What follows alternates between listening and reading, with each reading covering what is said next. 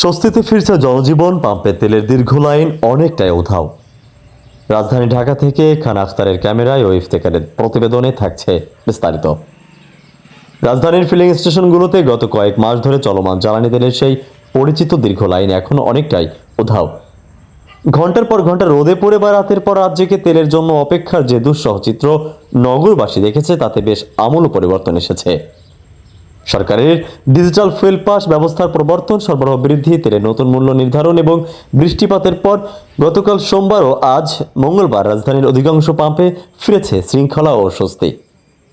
সরজমিনে দেখা যায়, শাহবাগ, তেজগাঁও, নিকুঞ্জি, ইসিবি, মিরপুর ও ধানমন্ডি এলাকার ফিলিং স্টেশনগুলোতে এখন আর যানবাহনের জটলা নেই।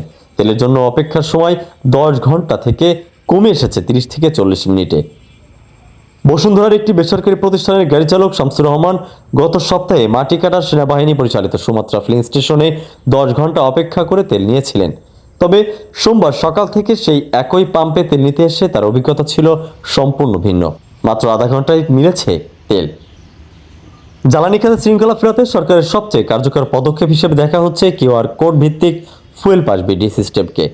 গত 9 এপ্রিল পরীক্ষামূলকভাবে মোটরসাইকেলের জন্য এটি চালু হলেও 26 এপ্রিল থেকে ব্যক্তিগত গাড়ির জন্য ফুয়েল পাস উন্মুক্ত করা হয়েছে।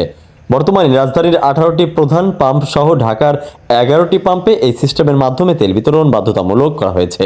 এর মাধ্যমে একজন গ্রাহক কতটুকু তেল নিচ্ছেন তার সঠিক রেকর্ড থাকছে, যা কৃত্রিম সংকট ও তেলের অবৈধ মজুদ রোধে গুরুত্বপূর্ণ ভূমিকা পালন করছে।